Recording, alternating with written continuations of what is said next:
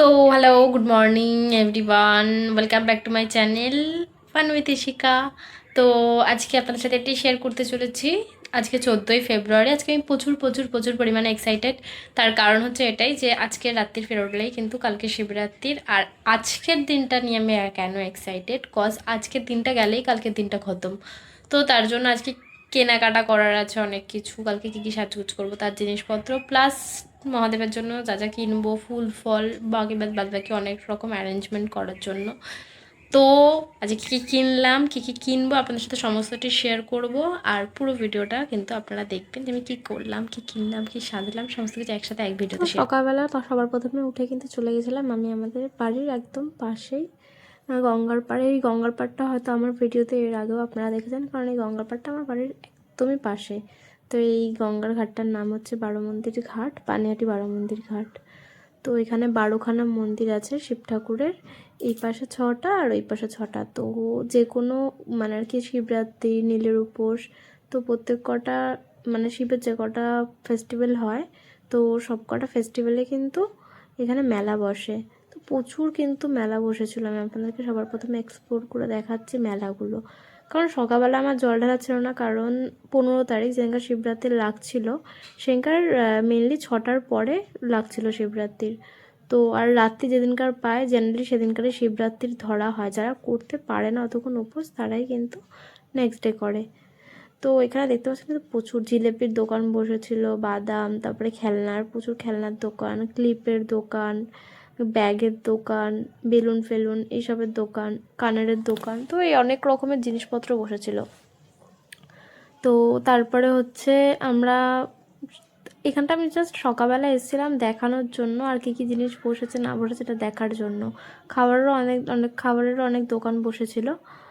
তো আমাদেরকে তো আসতে হবে সেই সন্ধ্যাবেলা, কজ আমি 4 প্রহরে জল ঢেলেছিলাম, কারণ আমাকে 4বার আসতে হবে মন্দিরে। আর রাত্রিরের পরে, রাত্রিরেই জেনারেলি বেশিরভাগ আসতে হবে, 6টার পরে 9টা, 9টার পরে ওই হচ্ছে গিয়ে 12:30 নাগাদ, তারপরে ভোরবেলা 4বার করলে কমপ্লিট হবে। তো রাত্রেবেলা তো দোকানগুলো আর থাকবে না, বিকেলবেলা সন্ধ্যেবেলা অবধি থাকবে ম্যাক্সিমাম। আর একটু পরে আসলে অনেক ভিড় হয়ে যাবে, এখনই মোটামুটি অনেকটাই ভিড় হয়ে গেছে, এরপরে আরও অনেকটাই ভিড় হয়ে যাবে। তো তাই জন্য আমি যখন ফাঁকা ছিল সেই একটা টাইম দেখে মোটামুটি এসে ভিডিওটা করে নিয়েছি। অনেকেই এখনও জল ঢালতে আসছিলো। তো আমি এখান থেকে দেখে দুখে আমি চলে গেলাম আমার বাড়ির দিকে। আবার বিকেলবেলা প্রায় যখন সূর্য অস্ত যাওয়ার টাইম, সেই সময় আমাকে চান করতে হলো। তার কারণ হচ্ছে সেই টাইমে জল ঢালতে যাওয়ার কথা ছিল 6টার সময়, তো তার আগে গঙ্গায় চান করতে হবে। তো গঙ্গায় চান করতে চলে গেছিলাম আমি এখানে আমাদের বাড়ির পাশে যে গঙ্গার পাড়। চান টান করে আমি 6:30টার সময় এসেছি জল ঢালতে। আর তখন ঠিক অ্যাম্বিয়েন্সটা এরকম টাইপের ছিল, এই যে এতটা লাইন, আর আমি এখানে যাচ্ছিলাম ডালা নিয়ে। উপরেও প্রচুর পরিমাণে ভিড় ছিল। তো গিয়ে ভেতরে গিয়ে ভিডিও করার মতন কোনো রকম স্পেস ছিল না, সেই মুহূর্তে তো ছিল না। আর ভিডিও সেরকমভাবে করাটাও পসিবল হয় না, কারণ তখন জল ঢালবো না ক্যামেরা করব। তো যেটুখানি করা সম্ভব সেটুখানি করেছি। জল ঢেলে বেরিয়ে এখানে সাইডে একটা জায়গা ছিল যেখানে হচ্ছে গিয়ে যজ্ঞ হবে।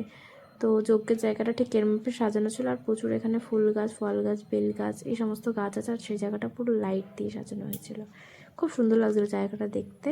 আর যেখানটায় মেন যজ্ঞ হবে ওই জায়গাটা কিন্তু অনেকটা বড়, দেখতে পাচ্ছেন, এই যে আপনাদের সাথে শেয়ার করছি। এখানে বেলকাঠ দিয়ে যজ্ঞ হচ্ছে, এই যজ্ঞটা সারা রাত্রির হবে, মানে মোটামুটি এখন অ্যারেঞ্জমেন্ট চলছে। তো 2:30টা থেকে যজ্ঞ শুরু হয়। তো এখানে হচ্ছে কি আমরা চলে এসেছিলাম একদম সকালবেলায়।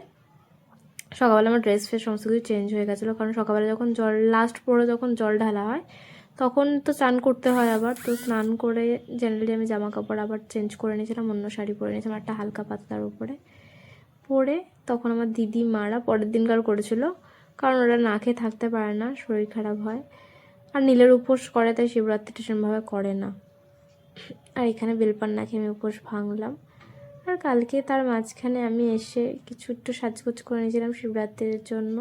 তো প্রত্যেক কটা প্রহরে তো সেজেগুজে জল ঢালতে যাওয়া পসিবল হয় না, তো একটা প্রহরে একটু সেজেগুজে জল ঢালতে গেছিলাম। আর আমি শিবরাত্রি নিয়ে একটু প্রচুরই এক্সাইটেড, তার কারণে তো এই টাইমে একটু সেজেছিলাম, সেজে গুজে। আর আমি আপনাদের সাথে শেয়ার করছি ঠাকুরকে কত সুন্দর করে সাজানো হয়েছিল আমাদের এখানে। এখানে একটা মানে দুটো, এই সাইডে ছোটো, এই সাইডে দু সাইডে কিন্তু ছোটো ছোটো করে মন্দির, প্রথম যে মেন মন্দির ওরকম ঠাকুরকে সাজানো হয়েছিল। আর এই চুড়িটা প্রচুর ট্রেন্ডিং, আমার বরের মাথা খারাপ করে আমি এই চুড়িটা কিনেছি। মার্কেট অনেক ঘুরে ঘুরে চুড়িটা পেয়েছিলাম, আর চুড়িটা সামনাসামনি পেয়ে অনেক সুন্দর লাগছিল চুড়িটা, তাই ফটোও তুলেছিলাম আমি। আর সেদিনে আরও কিছু কিছু যে ফটোগুলো তুলেছিলাম আপনাদের সাথে শেয়ার করলাম। যদি ভিডিওটা ভালো লেগে থাকে অবশ্যই চ্যানেলটিকে সাবস্ক্রাইব এবং লাইক করে পাশে থাকবেন। Thank you.